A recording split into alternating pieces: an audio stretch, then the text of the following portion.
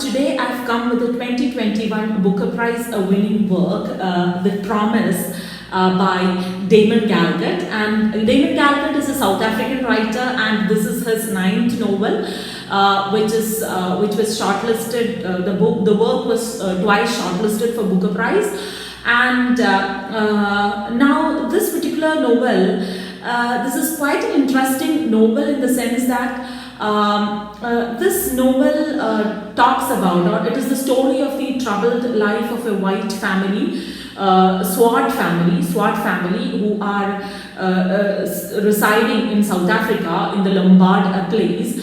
And in the background we have the history of South Africa, the apartheid, and the end of apartheid. All these things looms in the background.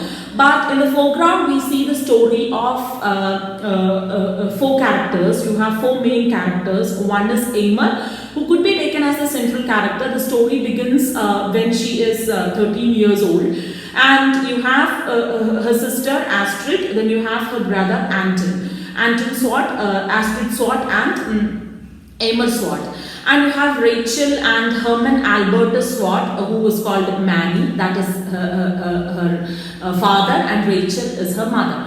So the story or the novel begins with the death of Rachel. Rachel was ill for quite a long time, for 1 year or so. And she fell ill, and it was Salome, who was a black woman, who took care of her when she was ill. Now, there is a promise. Now, the title talks about a promise. Now, a promise is being given, or Rachel had made a promise, or had actually taken a promise from her husband, that is Herman. She had towards the end of her life, almost when she was nearing death, because Salome was the only person who had taken care of Rachel, she wanted to give Lombard Place, that is their home, to Salome after her death. And Herman was okay with that at that time. He also promised that way. But then after the death of Rachel, and the only witness to this promise which was made was Aimer, who was 13 years old at that time. And after the death of Rachel, nobody was mentioning it, and at the end of it, Aimer mentioned it. But then what happened was that Herman, who was Manny, that is how he is called. Manny did not take heed to it, or did not listen to it. He actually, he felt, it was like breaking the promise. A promise was being given, and the whole promise was buried. It was not breaking, actually it was buried. With Rachel, the dead, it was buried. So you have the burial of the dead, you have the burial of the promise as well. So the promise was buried. And then what happened was that nobody was interested in it. And who did the burial? The burial was done by Manny and his sister, who was Melina. Both of them told Aimer that you are a small child, so you did not take care of big things in your mind. But at the very back of Aimer's mind, it was there. She did, of course, bury the promise there within her mind as well. But then it often came out. So the whole novel deals with this particular promise. And what I felt was that the novel has 4 sections actually, and these 4 sections deal with 4 deaths. You have 4 deaths, you have 4 funeral, and you have 4 reunion. And the narrative itself is quite a shifting narrative, in the sense that you have 4 chapters. Each chapter deals with the death of each person, in the sense that the first chapter deals with the death of Ma, the second chapter deals with the death of Papa, third chapter of Astrid, and fourth chapter of Anton. And it is only Aimer who was left with that sort of a promise. Now, what happens is the narrative itself is shifting, in the sense that inside each and every chapter you have this shifting narrative going on, and there are lots and lots of gaps to be filled by the readers. The readers are made to be a part of this writing program, in the sense that that is what I felt. I mean, you have 10 years gap. You have 10 years. A decade gap is there between each and every chapter. It's just 4 chapters, so 40 years. So what happens is, what happens in between these years, we get to know, or the story is told when some death occurs, or before death and funeral. So what happens is, after what happens in between is something that we are supposed to read, or we are supposed to write. So this is how the story goes. You have 10 years gap between each and every chapter. So what happens is, so I told you 4 deaths, 4 funerals and 4 reunions. And funeral is a very important aspect in this particular novel. And what I feel is that funeral is where life and death coincide, right? You have, in funerals you have death coming in and you have life coming in, where you have the whole question of existence coming in. We all think, or we all ponder on the question of our existence.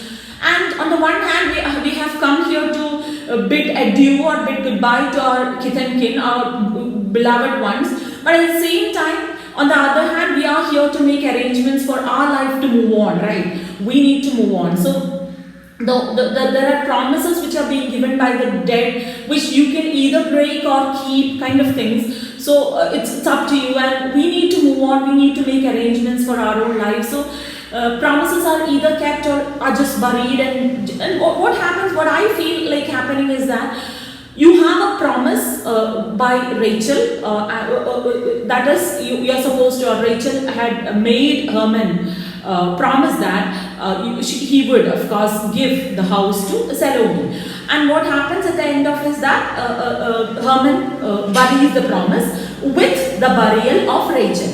And what happens with Aimer is that after Papa's death, Aimer comes to the funeral, and it is during the funerals that you have your reunions, okay? At other times, you see each and every person, Astrid, Anton and Aimer goes to different parts. Anton and Astrid, they are staying somewhere near. But then Aimer is somebody who has fled from the place, and she doesn't like to be there. She just wants to be, probably because there was nobody there to take care of her. Yeah, you just read the novel and you get to know about it. I just don't want to be a spoiler kind of a thing. So what happens, what I felt is, with the death of Papa, Aimer of course comes as a reunion. They come for the funeral, and with the burial of Papa, she is trying to dig the buried secret, or the buried question which was buried long ago with Mama's death. She is trying to dig it out, and she is trying to tell Anton that we need to give the house to Salome so that the promise is kept. So there is the burial of the dead and the digging of the buried promise, and then that nobody kinds of listens to her. And then you have Astrid's death again. Then she comes up with the same question. With the burial of Astrid, the same question comes up. And with the burial of Anton, the same question rises. And at the end of it, you have the promise kept. But what happens is, what I felt is that there is, on the one hand, you bury the dead and you dig out what is already buried. So you have digging and burying and kind of things. Promises are buried, promises are dug out, kind of thing. And the promises that you see, like you have a portion where Astrid has an extramarital affair, and Jay comes to find it out only after the death of Astrid from the priest. She had actually gone to confession to the priest during the end of her times, and priest did not actually was not ready to take it in, because that was something she often committed affairs. And also what happens is, Astrid, after the death of Astrid, the sin that this dead Astrid has done, half revealed and half concealed sort of secrets would be there after somebody is dead. So the living people, what they do is that they are going after this dead people.